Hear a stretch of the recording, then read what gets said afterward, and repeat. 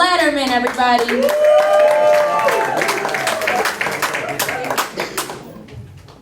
Hi, guys. Thank you so much for being here. I'm really happy to be here with you. So I'm pretty new to Florida. I just moved here about a year ago from Chicago. Anyone else? Chicago? No? Okay. Well, it's a great city. So I've had to get used to some culture shock down here. Like the other day I was walking down the street and I saw a guy wearing a shirt that said "I heart sluts" in giant letters. And he was holding a toddler's hand. So back in Chicago I'd be a little alarmed, start looking up local Amber Alerts. But down here it's totally normal. He's just an upstanding father fulfilling his duties. Yeah. Daddy, what's a slut? Your mom, baby. That's why I love her. There's also a lot of rehab facilities down here. And don't get me wrong, rehab is amazing. If somebody is willing to spend the time, energy, money to get healthy and improve their lives, that's amazing. However, my last boyfriend moved to Florida specifically for court-ordered rehab. And that's not exactly the same thing. No. This man had more photos on mugshots.com than on Instagram. And most of his arrests were just for like run-of-the-mill stuff, DUIs, public intoxication. But one of his arrests was for prowling. And that's just the most baffling crime I can think of. How do you get arrested for prowling? That's basically the police officer coming up to you and saying, "Sir, please come with us. You're giving off an illegal vibe." So I'm not currently in therapy, although a lot of my friends say I probably should be.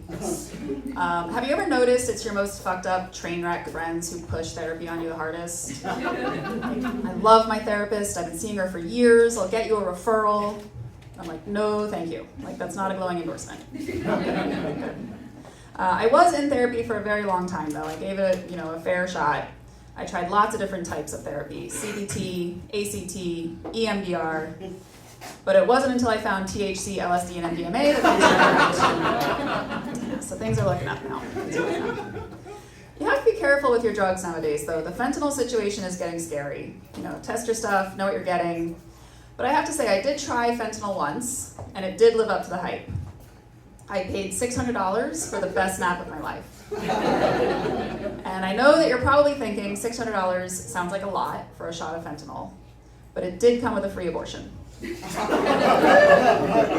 getting some good return on that investment. Dating as a tall woman is really frustrating. And I know that dating is frustrating for everyone. But being a tall woman kind of adds a whole other layer of frustration to the whole thing. I'm honest about my height on the dating apps, of course. I don't see the point in lying. So men know that I'm 6 feet tall before entering into the sacred contract of matching with me. And we go through the whole thing, we chat and set a date. I put on my makeup and a pretty dress. I drive down to the date like this with the AC cranked down so my kids don't sweat, like the Hunchback of Boca Raton. And I walk in, and the first thing the guy says is, "Oh shit, you're tall." And I say, "Oh shit, you can't read." And I know the date's over at that point. His dick just retracts into his body like it's stepped on a Lego. It's not coming out to play. And it's frustrating that being tall is what limits my dating pool the most, because it's pretty much the only thing about me that will never change. If 500 years from now somebody digs up my skeleton, the first thing they'll say is, "Shit, she was tall." And I'll just be laying there like, "Can't you just tell me I'm pretty? Just one time." I've noticed that as I get older, my taste in men has been evolving. The closer I get to 40, the closer the guys I'm interested in get to 20. And I was talking to a friend of mine, and I said, if this trend continues, in a few years I'll be considered a cougar. And he said, no, you'll never be a cougar. I was like, well, why? I'm like, not attractive enough, what's the problem? And he said, no, cougars don't cry when they get rejected. And I have to say he's right. I take rejection very hard. I try to have casual sex. It never really works out. I actually hired a gigolo once, and I started shopping for engagement rings the next day. And my attachment issues get triggered when my vibrator dies. And I'll Google, how long should I wait to text a guy after he tells me he's in love with his ex? So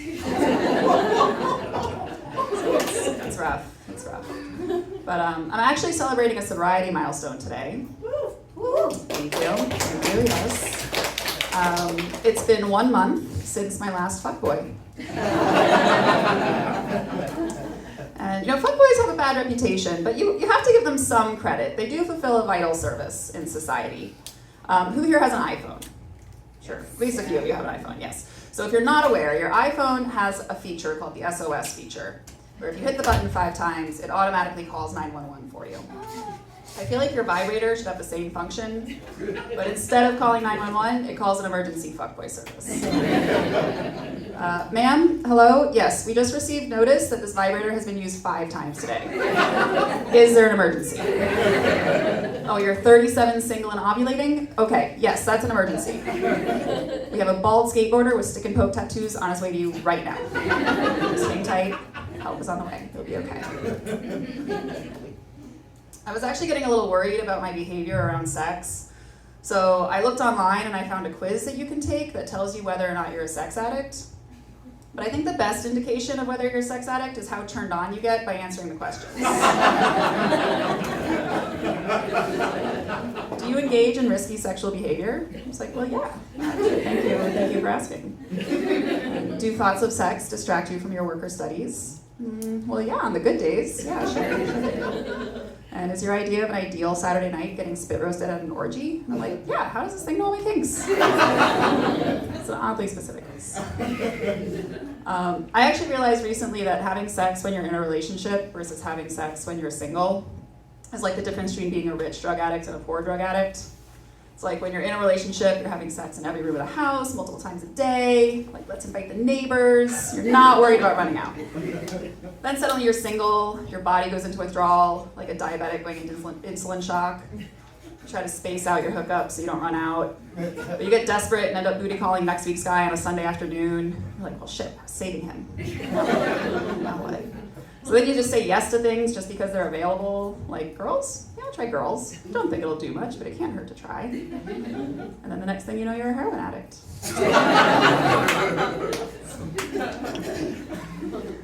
I think it's really weird how no matter what brand your vibrator is, they all have the exact same settings. Like, I don't know what think tank came up with these. There's always the weird like bzz, bzz, bzz. Or the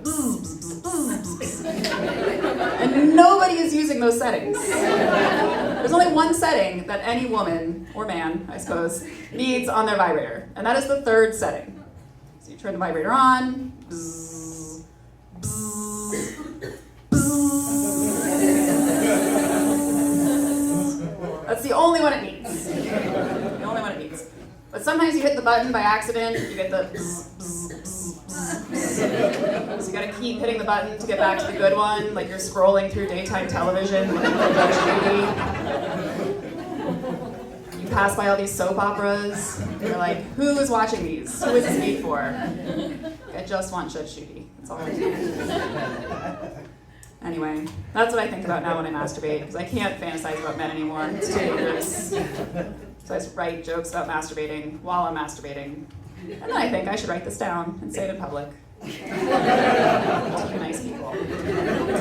So thank you, you've been an excellent audience. Give up your host, Carly.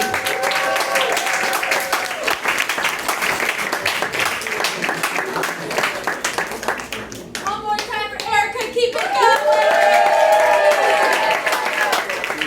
Alright guys, next up, are you ready for your next comedian? Yeah. Welcome to the amazing, the hilarious Mike Cintron.